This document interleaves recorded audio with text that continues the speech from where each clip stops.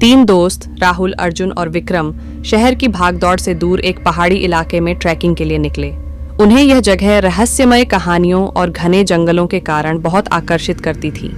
हालांकि गांव वालों ने उन्हें चेतावनी दी थी कि इस इलाके में अजीब घटनाएं होती हैं, लेकिन वे इसे सिर्फ एक पुरानी लोक कथा मानकर हंसते हुए आगे बढ़ गए। जंगल के बीचों बीच जब वे आधे रास्ते में थे, शाम का अंधेरा घिरने लगा। पक्षियों की चहचहाहट खत्म हो चुकी थी और चारों ओर एक अजीब सी खामोशी थी। हवा ठंडी और भारी हो चुकी थी।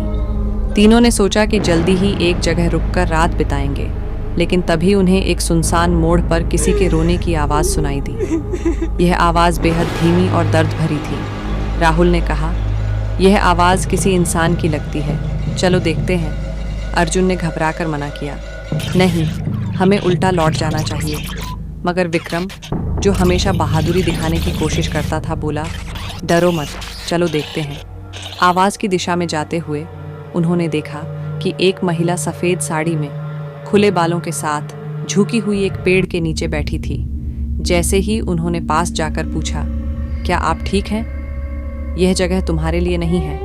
उसकी आवाज़ सुनकर तीनों के रोंगटे खड़े हो गए। विक्रम ने थोड़ी हिम्मत दिखाते हुए कहा, हम सिर्फ ट्रैकिंग के लिए आए हैं, अगर यह जगह खतरनाक है तो हम अभी चले जाएंगे। लेकिन महिला ने हंसते हुए कहा, अब बहुत देर हो चुकी है, जो यहाँ आता है उसे मेरी परीक्षा से गुजरना पड़ता है। महिला ने उनके चारों ओर हवा में एक घेरा बनाया। उस घेरे के अंदर अजीब सी ठंड और खामोशी छा गई।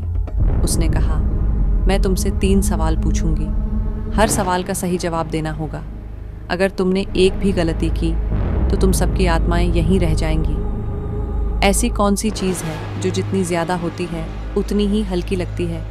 तीनों ने सोचा और अर्जुन ने जवाब दिया, हवा। महिला मुस्कुराई और कहा, सही। वह कौन सी चीज़ है जो मरने के बाद भी जिंदा रहती है?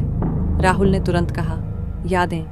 महिला ने सिर हिलाया और कहा, ठीक। अंतिम सवाल पर महिला का चेहरा और डरावना हो गया। उसने पूछा, वह क्या है जो हर किसी को मिलता है लेकिन कोई नहीं रख पाता? इस बार तीनों घबरा गए। जवाब किसी के समझ में नहीं आ रहा था। विक्रम ने डरते हुए कहा, क्या यह समय है? महिला की आंखों में गुस्से की लहर दौड़ गई। उसने जोर से चीखा और वहां की जमीन कांपने लगी। उसने कहा, तुमने सवाल का सही जवाब दिया, लेकिन यह जगह तुम्हें छोड़ने के लिए तैयार नहीं। अब भाग कर दिखाओ। महिला गायब हो गई, लेकिन अब जंगल में हर तरफ अजीब आवाज़ें गूंजने लगीं। पेड़ों की शाखाएं उनके रास्ते में आने लगीं। तीनों ने अपनी पूरी ताकत लगाकर दौड़ना शुरू किया। वे जितनी तेज़ी से भागते, रास्ता उतना ही लंबा होता जाता। आखिरकार किसी तरह सुबह होने लगी और रोशनी के साथ साथ वे जंगल के बाहर निकल आए। लेकिन उनके चेहरे पर डर और थकान के निशान साफ थे। वहाँ से बचकर निकलने के बाद वे कभी उस जगह वापस जाने की हिम्मत नहीं जुटा सके। लेकिन उस रात की घटना ने उनकी ज़िंदगी हमेशा के लिए बदल दी। क्या वह महिला सच में भूतनी थी, या यह जंगल का रहस्य था, या फिर यह तीनों के डर का खेल था? कहानी यहाँ ख़त्म नहीं होती।